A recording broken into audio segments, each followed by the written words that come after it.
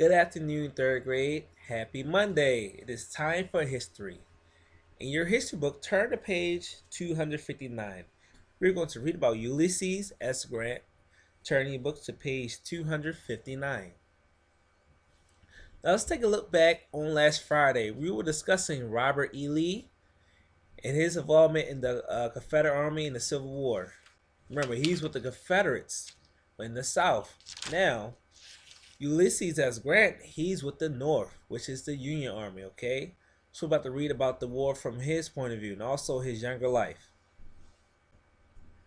A special gift. Look at Ulysses. He can make a horse do wherever he wants.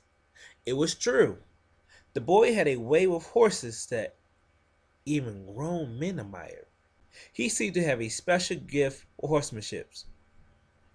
Henry Ulysses Grant was born in Ohio. He was a quiet boy who worked on his family farm, and his favorite chores involved working with his father's horses. He drove a team of horses as they plowed the fields and hauled wood to the house. Training at West Point. It sounds familiar, West Point.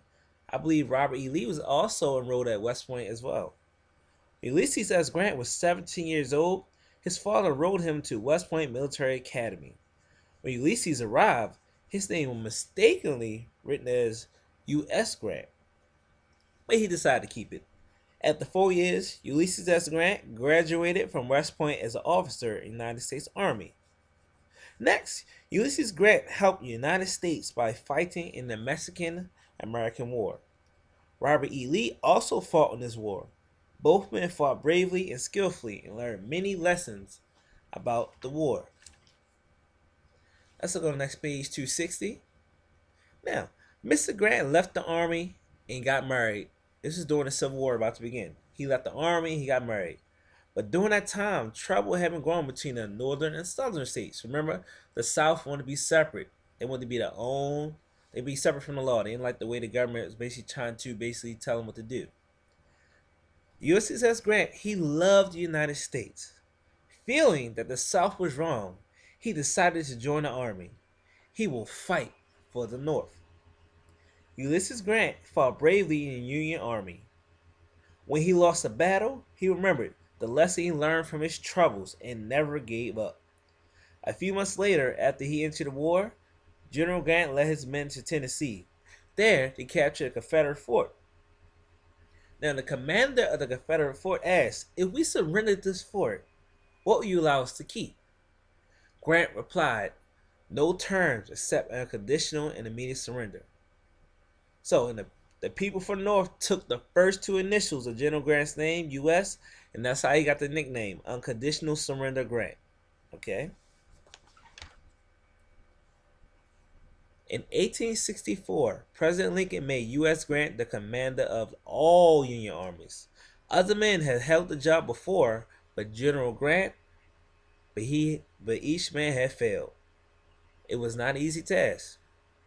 General Robert E. Lee bravely led the Confederate troops. Their clothes were ragged, and many men didn't even have shoes. Even the Confederates, they went days without food. So they had food, raggedy clothes, and also they had shoes. Even there was not enough blankets for coats. Too many men have died already, General Grant said. So he decided to write a letter. On April 9th, 1865, General Lee met General Grant in Appomattox Courthouse, Virginia. General Lee had come to surrender. There would be no Confederate prisoners. Each Southern soldier could return to his home. If the soldier had owned a horse or mule in the army, he could take the animal home with him. So those are the terms of the war. No one's held captive, no one's thrown in jail. The war was over. Ulysses S. Grant became a hero. A few years later, the people of the United States elected him as their 18th president. President Grant did his best to help his country grow and improve. So as you see, the outcome from the war with the northern and southern states, you saw it from each point of view. The perspective of Robert E. Lee in the South and the perspective of President Ulysses S. Grant in the North.